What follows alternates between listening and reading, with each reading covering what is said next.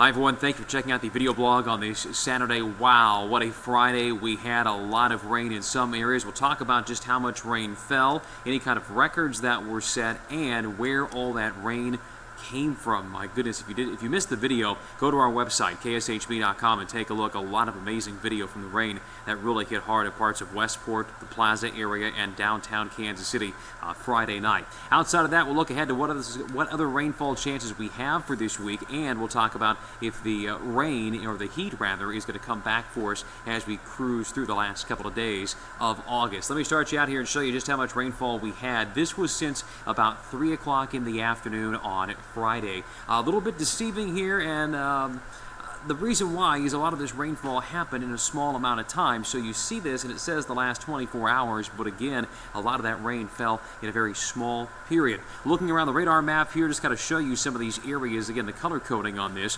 1 to 2 inches for yellow, about 2 to 3 inches in orange, 3 to 4 in red, and 4 to 5 in the pink colors. And on a side note, if these colors don't make sense to you, if you don't feel this tells the story enough, I'd love for you to let me know that, okay? I know there are some who like to change color palettes up and look at things, and it really can be a little hard to understand those. So if there is anything difficult about this at all, I really would appreciate your feedback on that, okay?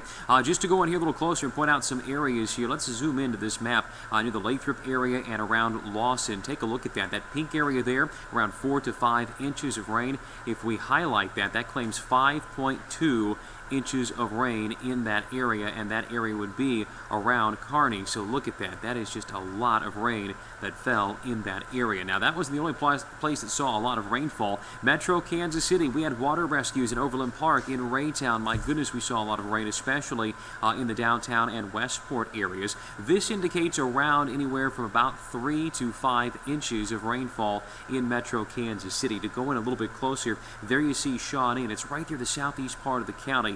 That location, actually right around Mission, Roland Park, picked up over 5 inches of rainfall there. And again, a lot of this rain was coming down at about a rate of 5 inches per hour. It was falling that heavily. So again, we saw a lot of rain in a very small amount of time.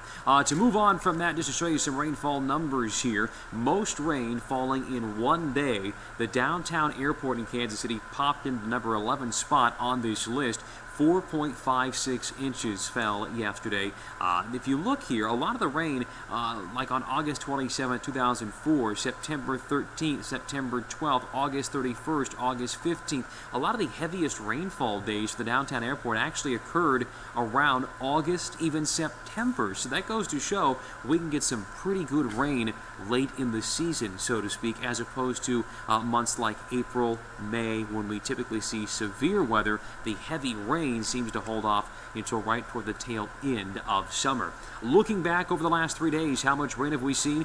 Brookside over 8 1/4 inches, over 7 3/4 in Olathe, Grandview topping out over 7, the KCI Airport over 5 inches of rainfall. Your backyard rain gauge and tallies may vary just a bit. If you have any of those reports, please pass those along to us somehow, some way, and let us know. All right, so why so much rain? Here was the setup that we had. If you notice the picture that I have over there to my upper right side, you will see an area of high pressure that was off to the east coast, clockwise rotation around that, and the jet stream, too, was really ripping right across our area. When you couple that with some lower level moisture that was being pulled up from the Gulf, it was kind of just priming things for us. So we had a lot of tropical moisture in place, we had a trigger mechanism, and it finally went off last night, and we saw heavy pockets of rain, really almost like living in Florida, just some tropical-like moisture hitting the same areas over and over for about an hour to an hour and a half last night, and that is what caused all those issues that we had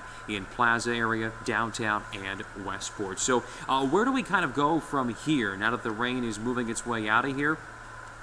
I think the next couple of days, we have spotty chances for rain and thunderstorms. Temperatures hanging out around 83 to about 88 degrees, give or take, over the next week or so. Remaining muggy and humid as well. Tonight especially may see some more fog. With all that moisture in the ground, the wind going light, I wouldn't be surprised to see that. Going into tomorrow and Monday, spotty thunderstorm chances, then a better chance for rain looks to come up on Tuesday. Before I run you through a couple of more things, I want to just quickly switch this over and share with you how the atmosphere is behaving right now. So give me a moment to find this map and get it set up so you can kind of see this a little bit. I didn't pre-do this, kind of thinking about this on the fly. The atmosphere is a bit unstable still. Even this afternoon, there's enough juice in the atmosphere and enough energy out there that if need be, thunderstorms could try to fire up. What we lack, though, I believe, is a trigger mechanism. So let me get this set up here. I'm going to show you. Let's look at the instability here at the surface. For any weather geeks, weather weenies out there, again, CAPE is one of those things, convective available potential energy. That's the amount of the force in the atmosphere.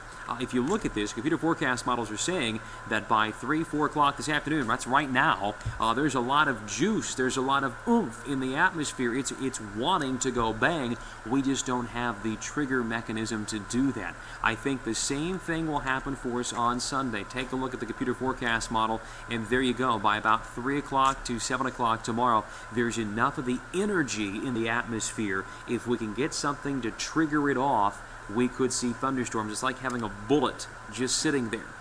It can do damage only if it's set off by something. You need something to pop that little nudge in the back, little node in the back there to get that explosion to happen, little pin that goes into that. So we're waiting for that pin, that trigger mechanism, that something to get the sky to go boom for the next couple of days. And just to show this, to kind of round it out here for you, it's very similar going into Tuesday and into Wednesday. Tuesday might be the day we actually have a trigger system, though, as a weak little wave kind of works its way through the atmosphere. Let's see if we can find that here for you while I have you here. We'll look at the 500 millibar heights and vorticities. I'm speaking geek stuff, but it's just basically the trigger that you need over the area. So for today, it tries to point out maybe a little something, but no actual wave. See this through here? That little wave in the atmosphere, little dip, that would be like a trigger mechanism. So we don't have that over our area today. Run this through on Sunday, really not much of one either. How about into Monday? No. Maybe something slides to our north by Tuesday morning. And I'm really not seeing one for Tuesday afternoon now. Maybe surface-based on Tuesday. Well, there's a little something trying to show up on Tuesday. I actually get a 500 millibar little ridge going on, so maybe we need to explore a little lower down in the atmosphere for our trigger. Let's see if we can find that. Not one today, not one tomorrow.